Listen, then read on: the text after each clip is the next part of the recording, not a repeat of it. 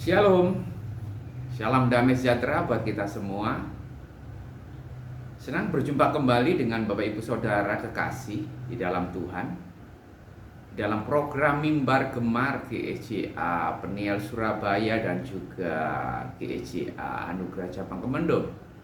Puji Tuhan, hari ini kita semua dalam keadaan sehat, baik, dan diberkati Tuhan. Dan di dalam program Mimbar Gemar hari ini, Jumat tanggal 18 Maret 2022, saya diberkati dari pembacaan firman Tuhan hari ini, khususnya di dalam pembacaan Ayub pasal 23 ayat yang ke-10, 11, dan 12. Demikian bunyi firman Tuhan. Saya akan bacakan untuk kita semua, Bapak Ibu Saudara. Ayub pasal 23 ayat 10, 11, dan 12. Demikian bunyi firman Tuhan. Perhatikan dengan baik. Karena ia tahu jalan hidupku, seandainya ia menguji aku akan timbul seperti emas. Kakiku tetap mengikuti jejaknya. Aku menuruti jalannya dan tidak menyimpang. Perintah dari bibirnya tidak kulanggar. Dalam sanubariku kusimpan ucapan mulutnya. Haleluya. Ini satu kesaksian hidup Ayub yang luar biasa. Ibu saudara, kita tahu bersama bahwa Ayub sebagaimana pengakuan Tuhan sendiri, sebagaimana pengakuan Tuhan sendiri. Ayub di dalam Ayub pasal pertama maupun pasal kedua, Tuhan mengakui bahwa Ayub adalah hambanya.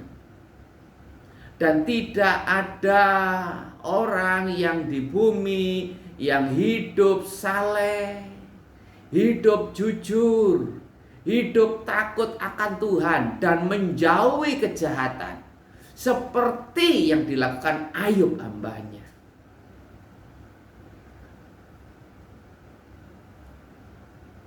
Dan pengakuan Tuhan ini terhadap kehidupan Ayub begitu luar biasa. Tetapi pengakuan yang dari Tuhan tentang status kehidupan Ayub, tentang kondisi kehidupan Ayub, tentang keberhasilan kehidupan Ayub harus diuji di dalam realita kehidupan yang lebih nyata lagi. Mengapa? Karena ketika Tuhan memuji Ayub di dalam pembacaan Ayub pasal pertama ayat pertama, Ayub dalam kondisi diberkati.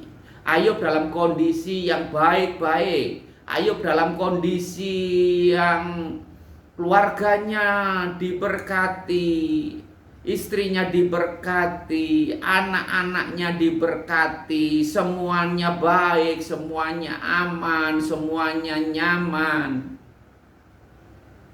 Sehingga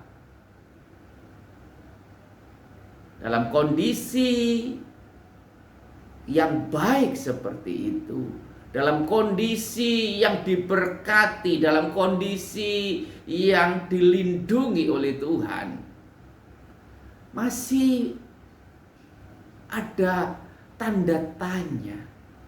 Sekalipun Tuhan sudah menyatakan Ayub orang yang saleh, orang yang jujur, orang yang takut akan Tuhan dan menjauhi kejahatan, tetapi belum teruji secara 100%, belum teruji secara menyeluruh. Dan perlu ada ujian iman yang harus dilalui dan dijalani Ayub untuk membuktikan betul-betul kualitas kehidupannya, membuktikan betul-betul nilai kerohaniannya sebagai seorang pribadi yang saleh, jujur, takut Tuhan dan menjauhi kejahatan, dan juga pribadi yang diberkati Tuhan. Sehingga akhirnya Tuhan mengizinkan Ayub untuk diuji. Kita tahu bersama, Ayub diizinkan Tuhan dalam seketika, dalam satu hari. Harta kekayaannya habis. Dalam satu hari, anak-anaknya meninggal dipanggil Tuhan. Dalam satu hari, dia jatuh, terpuruk dari kehidupan ekonomi yang mapan, yang diberkati, dari kalangan yang kaya, kemudian harus jatuh miskin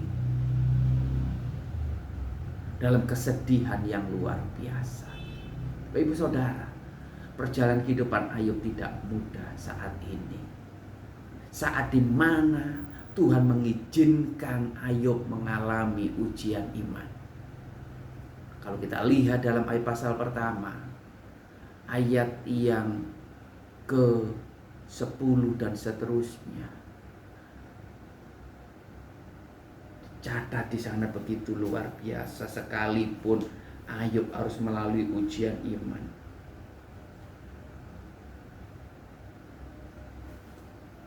tetapi dia betul-betul membuktikan kualitas kehidupan kesalehannya, kehidupan karakternya, kehidupan kerohaniannya. Untuk sementara saat ini, ketika harta benda, kekayaannya, anak-anaknya diambil oleh Tuhan, masih teruji.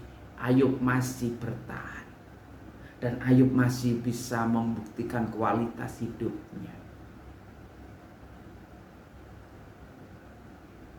Dan kemudian ujian yang kedua yang harus dilalui Ayub, yaitu tentang fisiknya, tubuhnya, kesehatannya. Sampai iblis ngomong, Tuhan, siapa yang akan diberkati? Siapa yang tidak akan hidup saleh, hidup jujur, takut Tuhan kalau diberkati Tuhan? Itu yang pertama. Yang kedua, iblis ngomong sama Tuhan, Tuhan, iya, Tuhan masih memberikan Ayub kesehatan. Coba jamah tubuhnya, jamah fisiknya, jamah kesehatannya. Ya kan? Iblis berkata, kulit ganti kulit. Orang akan memberikan segalanya yang dipunyainya ganti nyawanya. Akhirnya Tuhan ngomong, "Oke, Ayub dalam kuasamu, tapi sayangkan nyawanya." Ayub memasuki ujian iman yang lebih berat. Kalau yang pertama hanya faktor masalah harta benda kekayaan. Kalau yang pertamanya faktor masalah anak-anak yang diambil Tuhan. Tetapi yang kedua, ujian ini yang kedua, menyangkut tubuhnya Ayub, menyangkut fisiknya, menyangkut kesehatannya. Ayub mengalami sakit dari kepala sampai ujung kaki. Tidak ada bagian tubuhnya yang tidak mengalami sakit. Bahkan begitu tragis derita sakit yang dialami Ayub. Tetapi dalam semuanya itu, Ayub tetap berkata, apakah engkau mau menerima yang baik saja dari Tuhan kepada istrinya, dan tidak mau menerima yang buruk dari Tuhan. Dan dicatat oleh Alkitab, dalam semuanya itu Ayub tidak berdosa kepada Tuhan. Baik saudara, kebenaran-kebenaran yang nyata dalam pembacaan kita itu merupakan pernyataan, itu merupakan ungkapan kehidupan Ayub tentang rencana Tuhan yang besar atas hidupnya. Rencana Tuhan yang besar atas hidup bukan semata-mata ketika dia diberkati dengan luar biasa. Anak-anaknya diberkati. Dia sehat-sehat, dia baik-baik, rumah tangganya baik-baik. Dia hidup saleh, hidup jujur, hidup benar takut Tuhan. Bukan.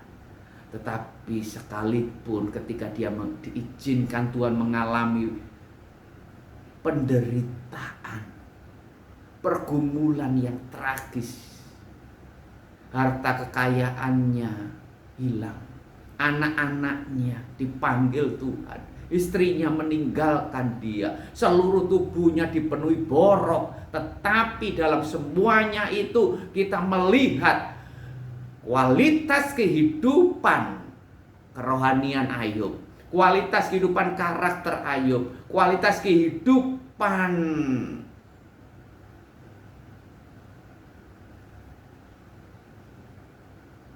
kepribadian Ayub,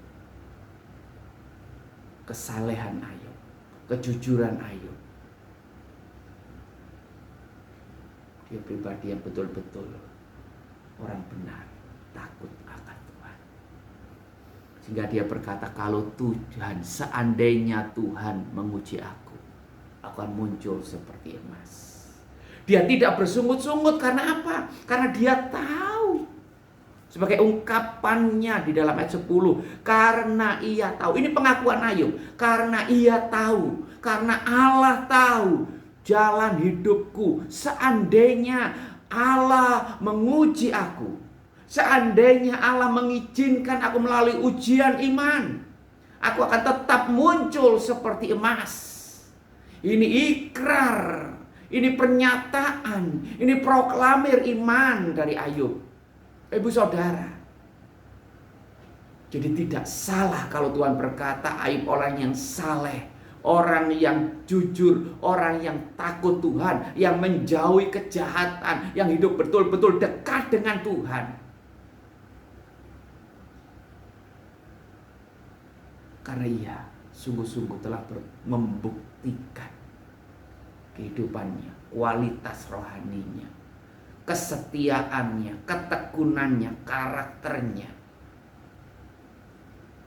Dan dia mengenal Tuhan. Seandainya Allah menguji aku akan muncul seperti emas. Kita perlu punya pemahaman itu. Kita perlu punya pengertian seperti itu. Seandainya Tuhan menguji aku akan muncul seperti emas. Karena ia tahu jalan hidupku. Apapun yang Tuhan izinkan, Ayub katakan, itu pasti yang terbaik buat hidupku. Ibu saudara, yang kedua, Ayub berkata, ketika Tuhan menguji aku, bukan hanya aku akan muncul seperti emas, tetapi ayat yang 11, kakiku tetap mengikuti jejaknya.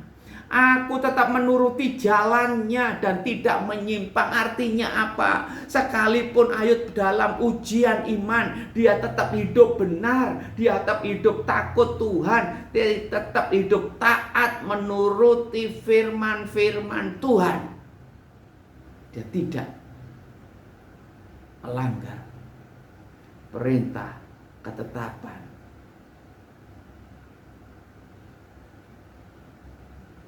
Tuhan. Yang ketiga, dia berkata, dalam sanubariku kusimpan ucapanmu. Artinya Ayub juga sungguh-sungguh memiliki kehidupan yang sungguh-sungguh intim dengan firman Tuhan. Ini kunci yang luar biasa yang menjadi kekuatan Ayub menghadapi ujian iman, karena hatinya dipenuhi firman Tuhan. Dalam sanubarimu aku menyimpan ucapan mulutmu, firman. Haleluya. Ibu saudara, dari kebenaran ini biarlah kita belajar tentang ujian iman di dalam kehidupan kita. Karena Tuhan tahu jalan hidup kita. Kalau Tuhan menguji kita, tetapkan, nyatakan, proklamirkan, aku akan muncul seperti emas. Yang kedua, kalau Tuhan mengizinkan ujian iman kita lalui hari-hari ini, ikrarkan yang kedua, aku akan tetap hidup benar di hadapan Tuhan, hidup takut akan Tuhan. Aku gak akan melanggar perintah-Mu, aku gak akan menyimpang dari firman-Mu. Yang ketiga, aku akan menyimpan firman-Mu dalam sanubariku, dalam hatiku. Aku akan memuji, memuliakan, akan bersyukur. Luar biasa.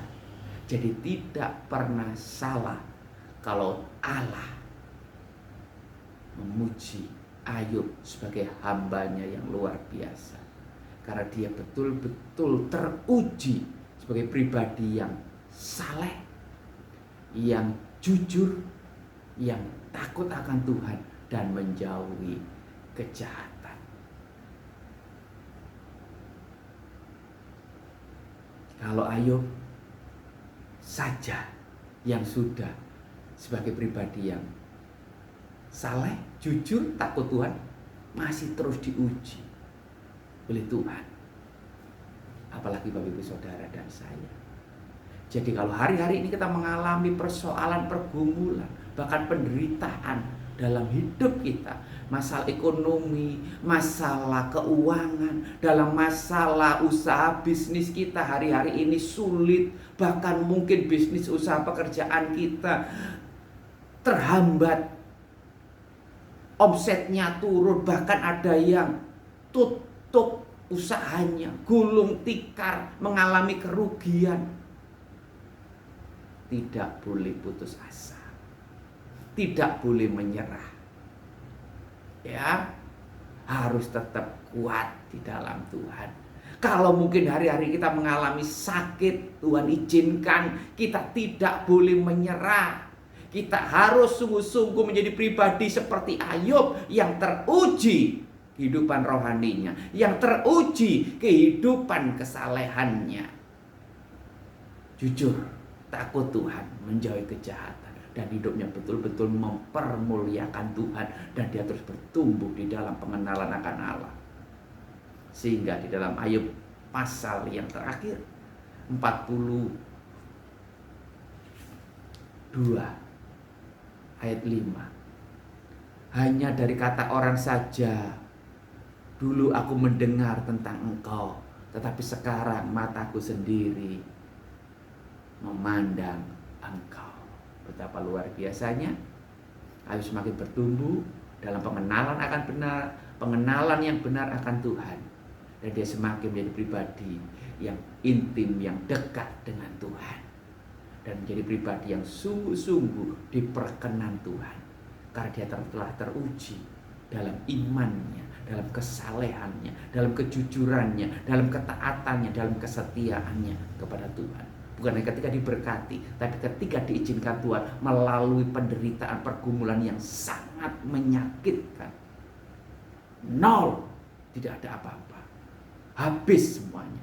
Tapi Ayub tetap bertahan di dalam kesalehannya, karakter hidupnya, takut Tuhan, menjauhi kejahatan, dan selalu hidup dekat dengan Tuhan.